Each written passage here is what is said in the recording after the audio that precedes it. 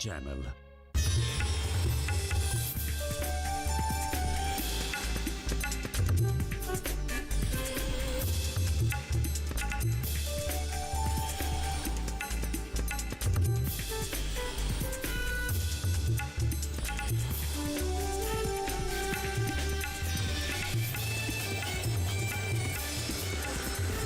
DD किसान, बदलते भारत की शान।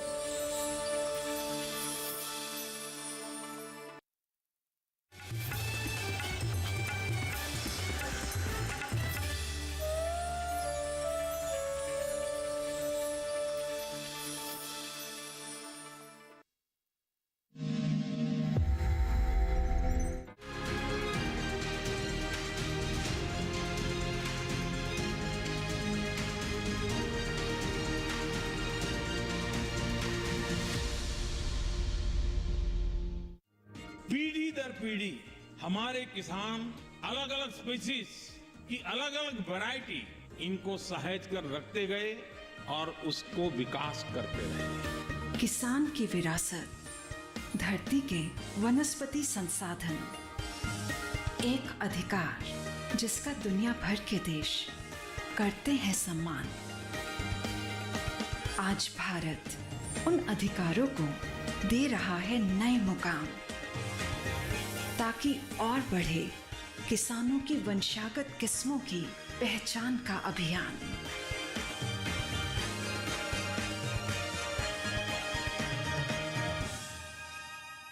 नमस्कार, स्वागत है आपका कृषि दर्शन में। आपके साथ मैं हूं अंजू सिंह। कृषि दर्शन आप किसान भाई बहनों के लिए एक ऐसा कार्यक्रम है जिसके माध्यम से आप तक पहुंचते हैं कृषि जगत से संबंधित तमाम नई नई जानकारियां, ताकि आप किसानों की आय में वृद्धि हो सके, साथ ही आप देश के विकास में भी अपनी भूमिका निभा सकें। आज के कार्यक्रम में हम सबसे पहले बात करेंगे सम्मेलन से प्रगति की ओर की। इसके बाद नजर डालेंगे विज्ञान और किसान पर, साथ ही देखेंगे कृषि स्टार्टअप और अंत में बात होगी फार्मिंग इंडिया की। तो चलिए शुरुआत करते हैं आज के कृषि दर्शन की। सबसे पहले नजर डालते हैं सम्मेलन से प्रगति की ओर पर। दिल्ली स्थित पूसा में कन्या छात्रावास और कृषि वैज्ञानिक चयन भवन का लोकार्पण किया गया। ये लोकार्पण केंद्रीय कृषि एवं किसान कल्याण एवं जनजातीय कार्य मंत्री श्री अर्जुन मुंडा द्वारा किया गया। आइए देखते हैं इससे जुड़ी हमारी रिपोर्ट। दिल्ली स्थित पूसा में केंद्रीय कृषि एवं किसान कल्याण और जनजातीय कार्य मंत्री अर्जुन मुंडा ने कन्या छात्रावास फाल्गुनी एवं कृषि वैज्ञानिक चयन भवन का लोकार्पण किया। साथ ही झारखंड से आए आदिवासी किसानों जो पूसा के उन्नत तकनीकों का प्रशिक्षण प्रक्षेत्र भ्रमण किया। इस अवसर पर केंद्रीय कृषि एवं किसान कल्याण राज्य मंत्री कैलाश चौधरी, शोभा करंदलाजे, भारतीय कृषि अनुसंधान परिषद के महानिदेशक डॉक्टर हिमांशु पाठक, भारतीय कृषि अनुसंधान परिषद के वरिष्ठ वैज्ञानिक उपस्थित थे। इस अवसर पर केंद्रीय कृषि एवं किसान कल्याण और जनजातीय कार्य मंत्री अर्जुन मुंडा ने कहा, भारतीय कृषि अनुसंधान परिषद के इस कैंपस में एग्रीकल्चर सेक्टर में हायर एजुकेशन के लिए यानी पीएचडी करने वाले विद्यार्थियों के लिए और ख़ास करके महिला विद्यार्थियों के लिए एक 500 बेडेड हॉस्टल का उद्घाटन हुआ। अब कृषि क्षेत्र में महिलाएं बहुत ज़्यादा आगे बढ़ चढ़ करके शिक्षा भी प्राप्त कर रहे हैं, हिस्सेदारी भी कर रही है और आगे भी बढ़ रहे हैं। तो इस तरह के आधारभूत संरचना बन जाने से और अधिक लोगों को लाभ मिलेगा। वहीं आज जो कृषि वैज्ञानिक चयन मंडल के लिए नए भवन का निर्माण हुआ, अब वहाँ पर सारी सुविधाएं उपलब्ध होगी। पूरे आज की आवश्यकता के अनुसार उस भवन का डिज़ाइन किया गया है और उसके माध्यम से अब जितने भी देश भर के वैज्ञानिकों का चयन का कार्य अब एक केंद्रित स्थान से बैठ करके सारी चीज़ों का नियुक्तियों का पूरी औपचारिकता पूरी की जाएगी। तो माननीय नरेंद्र भाई मोदी के नेतृत्व में कृषि मंत्रालय का यही कोशिश है कि प्रत्येक किसान की आय दुगनी हो और उन्हें उस तरह का सपोर्ट दिया जाए जिस सपोर्ट के माध्यम से कृषि क्षेत्र में और अधिक लाभान्वित हो सके और उन्हें किसी तरह की कठिनाई न हो।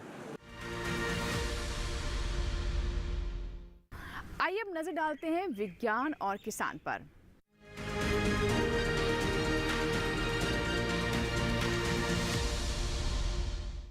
गेहूं रबी सीजन की एक महत्वपूर्ण फसल है। इसके अलावा ये हमारी खाद्य सुरक्षा के लिए भी काफ़ी ख़ास है।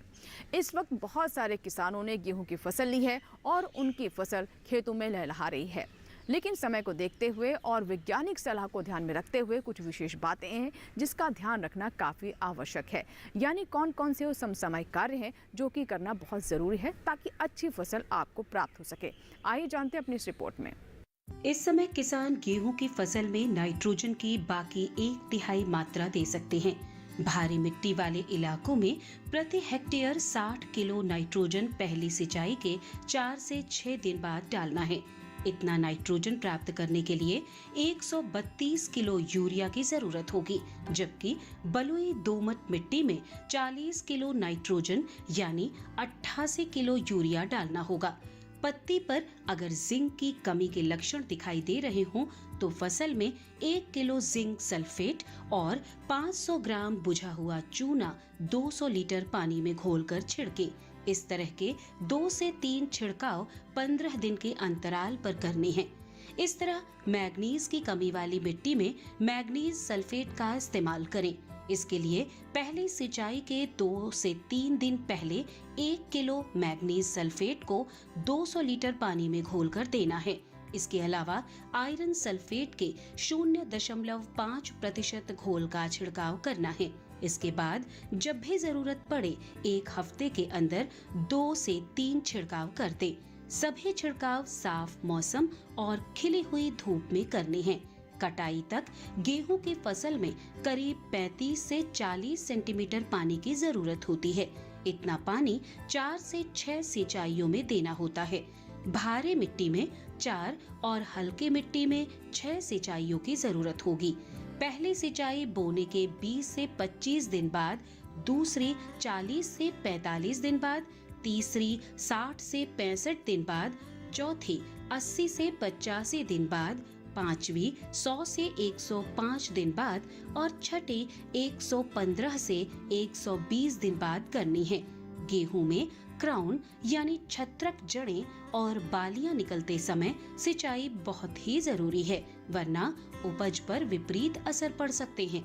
गेहूं रबी की फसल है और इसकी बढ़वार के दौरान तापमान कम रहता है। कम तापमान की वजह से ही इसमें बीमारियों का खतरा कम रहता है, लेकिन कभी कभी फफूंद जनित रोग दिखाई देते हैं।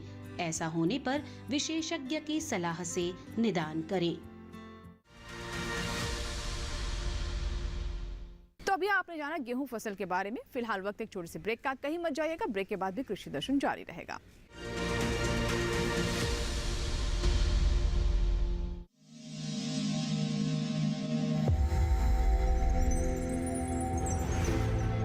आत्मनिर्भर किसान भारत की शान। उत्पादन में आत्मनिर्भर होने के साथ साथ फसल की कटाई के उपरांत उपज की हानि को रोकने, ग्रामीण क्षेत्रों में रोजगार सृजन करने और बीज से बाजार तक के विजन को मजबूती देने के उद्देश्य से 1 वर्ष पूर्व माननीय प्रधानमंत्री श्री नरेंद्र मोदी जी ने एक महत्वाकांक्षी केंद्रीय योजना एग्रीकल्चर इंफ्रास्ट्रक्चर फंड की शुरुआत की। इस आधुनिक इंफ्रास्ट्रक्चर से कृषि आधारित उद्योग लगाने में एक बहुत बड़ा बदलाव आएगा और बहुत बड़ी गति आएगी। साथियों, अब हम उस स्थिति की तरफ बढ़ रहे हैं जहां गांव के कृषि उद्योगों से फूड आधारित उत्पाद शहर जाएंगे और यही तो आत्मनिर्भर भारत अभियान का संकल्प है। एग्रीकल्चर इंफ्रास्ट्रक्चर फंड से पात्र लाभार्थी गोदामों का निर्माण कर सकते हैं। छटाई या ग्रेडिंग इकाई, पैकिंग हाउस, सप्लाई चेन और कोल्ड चेन जैसी सुविधाएं या फिर प्राथमिक कृषि प्रसंस्करण केंद्र की स्थापना कर सकते हैं। इस योजना के तहत पात्र लाभार्थियों को 2 करोड़ रुपए तक के ऋण पर अधिकतम 7 वर्ष के लिए ब्याज में 3% तक की छूट दी जा रही है। ऋण पुनर्भुगतान के लिए 6 महीने से 2 वर्ष तक मोरेटोरियम की सुविधा भी उपलब्ध है। इस योजना ने अब तक सफलता की कई मिसालें कायम की हैं, जैसे कि मध्य प्रदेश के लाभार्थी श्री विपिन त्रिपाठी ने एग्रीकल्चर वेस्ट से बायोफ्यूल बनाने का इनोवेटिव प्राइमरी प्रोसेसिंग सेंटर लगाया है। लोन मिलने की वजह से हम समय पर सारी मशीनों का प्रोक्योरमेंट और सारा सिविल वर्क टाइम पे करवा पाए, जिससे ये प्रोजेक्ट को लगाना संभव हो पाए। राजस्थान के लाभार्थी श्री यशवर्धन मुंद्रा ने सॉर्टिंग एंड ग्रेडिंग यूनिट लगाकर रोजगार के अवसर पैदा किए हैं। कर्नाटक की महिला उद्यमी श्रीमती ममता वी ने प्राइमरी प्रोसेसिंग सेंटर लगाकर प्रगति की नई राह चुनी है। ಸಣ್ಣ ಪುಟ್ಟ ಉದ್ಯಮಿಗಳನ್ನ ಮತ್ತಷ್ಟು ಅಗ್ರಿಕಲ್ಚರಲ್ಲಿ ಹೆಚ್ಚು ನಾವು ಇನ್ನಷ್ಟು ಸಾಧನೆ ಮಾಡಲಿಕ್ಕೆ ಕಾರಣಕಾರಕವಾದಂತ ಈ ಅಗ್ರಿಕಲ್ಚರಲ್ ಇನ್ಫ್ರಾಸ್ಟ್ರಕ್ಚರ್ ಫಂಡ್ ಇಂದ ನಮ್ಮ ಇನ್ನಷ್ಟು ಯೋಜನೆಗಳು ಆಯೋಜನೆಗಳು ಉತ್ತಮಗೊಂಡಿದೆ।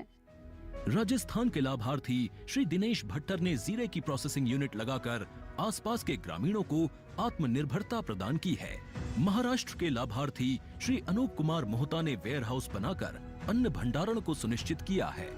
आज देश के कोने कोने से किसान, कृषि उद्यमी, किसान उत्पादक संघ, प्राथमिक कृषि सहकारी समितियां, स्वयं सहायता समूह और कृषि उपज मंडियां इस योजना का लाभ उठा रहे हैं।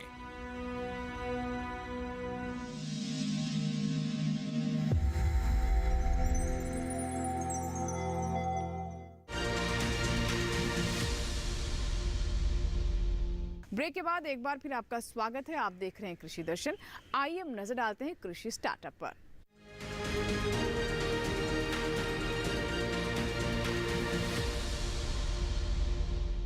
कृषि स्टार्टअप एक ऐसा सेगमेंट है जिसमें हम आपको बताते हैं कि कैसे हमारे किसान आधुनिक तकनीक या फिर नई पद्धति का इस्तेमाल कर कृषि में लाभ ले रहे हैं, अपने लिए कामयाबी के रास्ते खोल रहे हैं, साथ ही अन्य किसानों को भी प्रेरित कर रहे हैं। ये वो किसान हैं जिन्होंने चुनौतियों के सामने झुकना नहीं सीखा और अपनी मेहनत, इच्छा शक्ति और आत्मबल के माध्यम से आगे बढ़ते गए। तो आइए जानते हैं एक ऐसे ही कामयाब किसान की कहानी आज के कृषि स्टार्टअप में।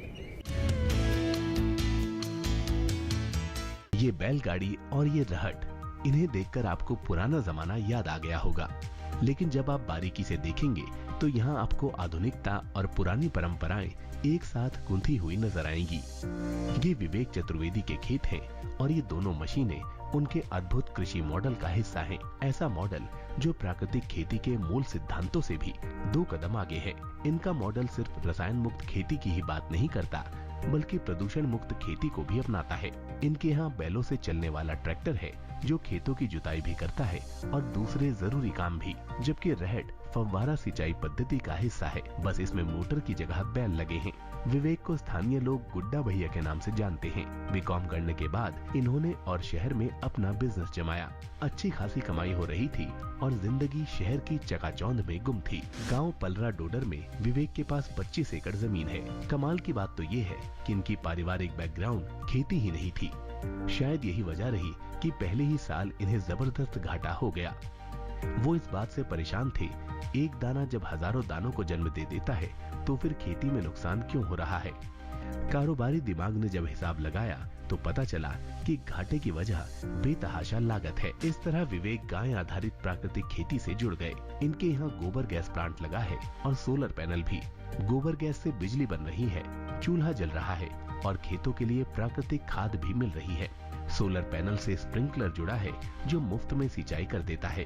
धूप न होने पर स्प्रिंकलर चलाने की जिम्मेदारी बैलों पर ही होती है। जीवामृत को इसी स्प्रिंकलर के माध्यम से फसलों तक सिंचाई के साथ पहुंचा दिया जाता है। इसके अलावा भी यहाँ कई ऐसे यंत्र मिल जाएंगे जो या तो हाथ से चलते हैं या फिर बैटरी से। तो कुछ भी हमारा जा नहीं रहा, बाहर से हम कुछ भी ले नहीं रहे। इसी प्रकार से हर अंग पे हमने काम किया। जैसे निराई एक बहुत बड़ा खर्चा है, सिंचाई एक बहुत बड़ा खर्चा है, तो सिंचाई के कुछ साधन हमने बनाए। जैसे हमने एक ऐसा स्प्रिंकलर बनाया जो दाम में 1/3 से भी कम है। विवेक के पास 30-32 गायें हैं और 2 जोड़ी बैल। इनसे रोजाना 300-400 किलो गोबर मिल जाता है। विवेक आसपास के बहुत से किसानों को जीरो बजट प्राकृतिक खेती के लिए प्रेरित कर रहे हैं। कई किसान तो ऐसे हैं जो खेती छोड़ने के बारे में सोच रहे हैं। विवेक के मॉडल ने उनके मन में नई उम्मीद जगाई है। लोगों में अब जागरूकता आ रही है। वो धीरे धीरे ही सही रसायन मुक्त उत्पादों को पसंद करने लगे हैं। केमिकल प्रभावों से मुक्त फसल के बाजार में अच्छे भाव मिल जाते हैं। सरकार भी परंपरागत कृषि विकास योजना के अंतर्गत भारतीय प्राकृतिक कृषि पद्धति के नाम से एक उप योजना चला रही है। इसके जरिए 500 हेक्टेयर के क्लस्टर के आधार पर प्राकृतिक खेती को प्रोत्साहित किया जा रहा है। 1 हेक्टेयर प्राकृतिक खेती के लिए 3 साल तक 12,200 रुपए की सहायता भी दी जा रही है। इनमें से 2,000 रुपए इंसेंटिव के रूप में सीधे किसानों के खाते में डाले जा रहे हैं। अब तक 4 लाख हेक्टेयर से भी अधिक जमीन प्राकृतिक खेती के अंतर्गत आ चुकी है। अंतर्राष्ट्रीय स्तर पर प्राकृतिक खेती को पुनर्योजी खेती का रूप माना गया है। ऐसा रूप जिसका मकसद धरती को बचाने के लिए कार्य योजना पर अमल करना है। तो ये था हमारा आज का कृषि स्टार्टअप। इसी के साथ ही यहाँ वक्त एक छोटी सी ब्रेक का, कहीं मत जाएगा, देखते रहे कृषि दर्शन।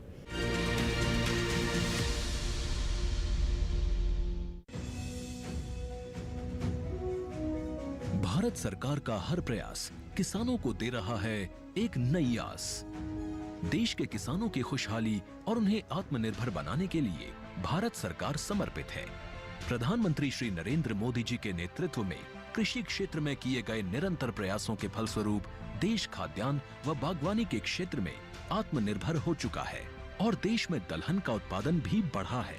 इसी तरह भारत सरकार ने खाद्य तेलों के उत्पादन को बढ़ाने के भी अनेक प्रयास किए हैं। इसी क्रम को आगे बढ़ाते हुए माननीय प्रधानमंत्री श्री नरेंद्र मोदी जी के नेतृत्व में भारत सरकार ने दूरदर्शी निर्णय लेते हुए राष्ट्रीय खाद्य तेल मिशन ऑयल पाम की शुरुआत की है। इस मिशन से देश भर के किसानों को बहुत लाभ मिलेगा। कृषि के पूंजी निवेश में वृद्धि होगी, खाद्य तेल आयात पर देश की निर्भरता कम होगी और रोजगार के नए अवसर पैदा होंगे। खाने के तेल में आत्मनिर्भरता के लिए अब राष्ट्रीय खाद्य तेल मिशन ऑयल पाम का संकल्प लिया गया है। इससे किसानों को तो सीधा लाभ होगा ही, गरीब और मध्यम वर्ग के परिवारों को सस्ता और अच्छी क्वालिटी का तेल भी मिलेगा। यही नहीं, ये मिशन बड़े स्तर पर रोजगार का निर्माण करेगा। इस मिशन के अंतर्गत ऑयल पाम का रकबा और पैदावार बढ़ाने पर जोर देने के लिए सरकार ने 11,000 करोड़ रुपए से अधिक की सहायता राशि निर्धारित की है। मिशन के तहत सरकार ने ऑयल पाम की खेती के लिए रोपण आदि की सहायता में बढ़ोतरी करते हुए पहले मिलने वाले 12,000 रुपए प्रति हेक्टेयर को बढ़ाकर 29,000 रुपए प्रति हेक्टेयर तक कर दिया है। ऑयल पाम के पुराने बागों के पुनरुद्धार के लिए 250 रुपए प्रति पौधा के हिसाब से विशेष सहायता दी जा रही है। पौधारोपण सामग्री की कमी दूर करने और बीजों की पैदावार करने वाले बागों को भी सहायता दी जाएगी। इसके तहत 15 हेक्टेयर ऑयल पाम उद्यान के लिए 80 लाख रुपए तक की सहायता राशि दी जाएगी। इसके अलावा नर्सरी विकास के लिए 40 लाख रुपए तक तय किए गए हैं। पूर्वोत्तर और अंडमान राज्यों के लिए विशेष सहायता का भी प्रावधान है। ऑयल पाम के किसान ताजे फलों के गुच्छे यानी FFB का उत्पादन करते हैं, जिनकी वर्तमान में कीमतें अंतर्राष्ट्रीय मूल्यों में उतार चढ़ाव के आधार पर तय होती हैं। पहली बार केंद्र सरकार ताजे फलों के गुच्छे की कीमत के लिए किसानों को आश्वासन दे रही है। ये व्यवहार्यता मूल्य यानी VP कहलाएगा, यानी किसानों को कोई घाटा नहीं होने दिया जाएगा। व्यवहार्यता मूल्य VP तय करने की शुरुआत 1 नवंबर से होगी और अगले वर्ष 31 अक्टूबर तक जारी रहेगी। इसे ऑयल पाम वर्ष कहा जाएगा। इस योजना के तहत वर्ष 2025-26 तक ऑयल पाम का रकबा 6.5 लाख हेक्टेयर सृजित करने और कच्चे ऑयल पाम की पैदावार वर्ष 2025-26 तक 11.20 लाख टन पहुंचाने का लक्ष्य निर्धारित किया गया है। सरकार के इस महत्वपूर्ण निर्णय से देश में ऑयल पाम की खेती करने वाले किसानों में विश्वास पैदा होगा और वे खेती का रकबा बढ़ाएंगे। इस तरह पाम ऑयल का उत्पादन भी बढ़ेगा, जिससे किसानों की आय बढ़ेगी और ग्रामीण अर्थव्यवस्था भी सुदृढ़ होगी।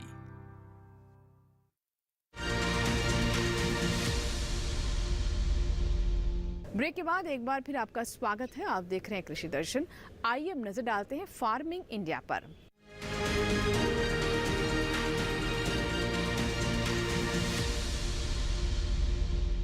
फार्मिंग इंडिया में आज हम आपको जानकारी देंगे KCC के बारे में, यानी किसान क्रेडिट कार्ड। किसान क्रेडिट कार्ड हमारे किसानों के लिए एक सच्चे दोस्त के समान है। खेती किसानी के दरमियान कई बार किसानों को धन की आवश्यकता होती है। ऐसे में उन्हें पहले साहूकारों का मुंह देखना पड़ता था और वो उनके मकड़ जाल में फंस कर रह जाते थे। लेकिन किसान क्रेडिट कार्ड आने के बाद उनकी ये दुविधा, ये समस्या भी दूर हो गई है और किसान और सशक्त हो रहे हैं। आइए जानते हैं कैसे आप बनवा सकते हैं किसान क्रेडिट कार्ड और कैसे इससे हमारे किसानों को लाभ हो रहा है। देखते हैं केसीसी पर हमारी ये रिपोर्ट।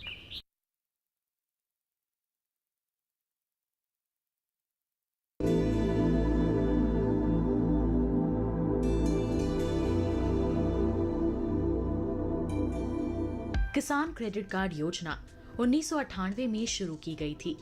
इसका उद्देश्य किसानों को कृषि गतिविधियों के लिए बिना किसी बाधा के समय पर ऋण उपलब्ध कराना था।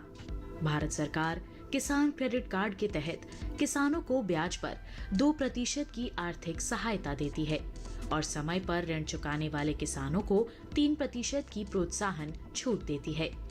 इस तरह केसीसी पर सालाना ब्याज दर 4% आता है।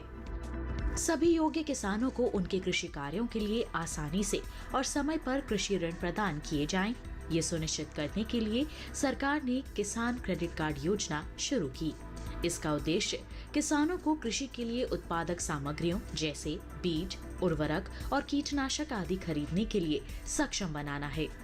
सरकार ने किसानों के हित में बड़े कदम उठाते हुए 2019 में केसीसी में ब्याज दर में आर्थिक सहायता का प्रावधान शामिल करते हुए इसका लाभ डेयरी उद्योग समेत पशुपालकों और मछली पालकों को भी देने की व्यवस्था सुनिश्चित की है। किसान क्रेडिट कार्ड के दायरे में किसानों को लाने के लिए फरवरी 2020 से एक विशेष अभियान चलाया जा रहा है। वर्ष 2012 से केसीसी योजना को और सरल बनाया गया है।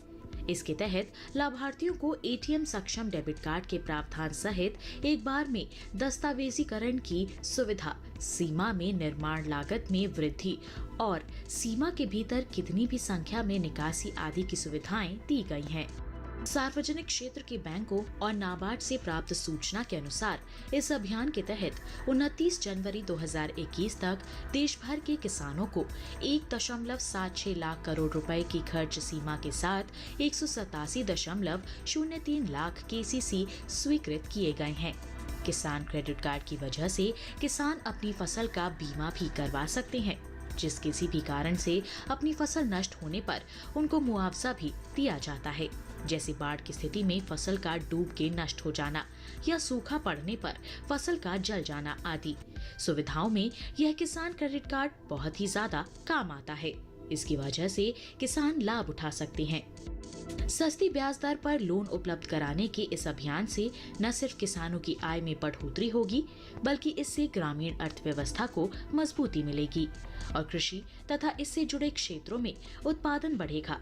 साथ ही हमारे देश के लिए खाद्य सुरक्षा सुनिश्चित करने की दिशा में भी इस मुहिम की विशेष भूमिका होगी।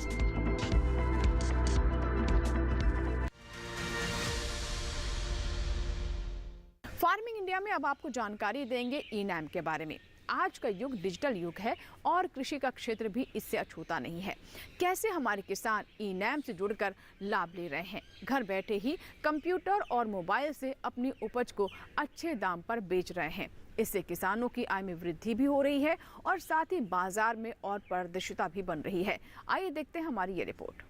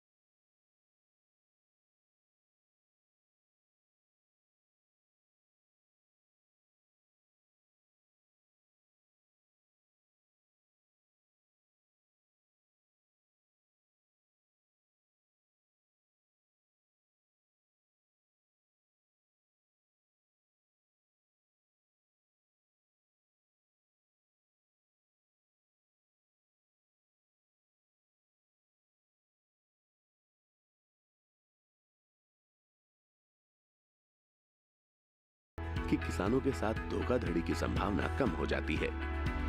दूसरा फायदा ये है कि अन्नदाता की पहुंच ज्यादा मंडियों और व्यापारियों तक सीधे हो गई है। तीसरे, मंडियों में आवक और भाव की तुरंत जानकारी मिल जाती है। और चौथा, भुगतान बहुत जल्दी हो जाता है और पैसा सीधे किसान के खाते में जाता है। तो अगर आप भी सुविधा का फायदा उठाना चाहते हैं तो ई-नाम पर रजिस्ट्रेशन कराना होगा। रजिस्ट्रेशन की कोई फीस नहीं है। तो ये था हमारा आज का फार्मिंग इंडिया, जिसमें हमने आपको सरकार की इन योजनाओं के बारे में जानकारी दी, जिससे किसानों को अच्छा लाभ हो रहा है। आशा करते हैं कि आज का कार्यक्रम आपको ज़रूर पसंद आया होगा। अगर आपको कोई सुझाव है या फिर कोई सवाल आप कृषि दर्शन में पूछना चाहते हैं तो आप हमें ईमेल कर सकते हैं। हमारा पता है krishidarshan@gmail.com। आप हमें पत्र भी लिख सकते हैं। पत्र लिखने के लिए हमारा पता नोट कर लें। हमारा पता है कृषि दर्शन, कमरा नंबर 58, CPC, दूरदर्शन, खेलगांव, नई दिल्ली 110049। आपके ईमेल्स और आपके पत्रों का हमें इंतजार रहता है। कृषि दर्शन कार्यक्रम आप किसानों का अपना कार्यक्रम है। आपके सुझाव हमें कार्यक्रम को बेहतर करने में मदद भी करते हैं। चलते चलते एक और जानकारी दे दें कि आप कृषि दर्शन हमारे YouTube चैनल पर भी देख सकते हैं। इसके लिए QR कोड को स्कैन करें और हमारे YouTube चैनल पर भी देखें कृषि दर्शन। कृषि दर्शन के नए अंक में कुछ नई जानकारियों के साथ फिर होगी आपसे मुलाकात। तब तक आप बने रहें दूरदर्शन किसान के साथ। नमस्कार।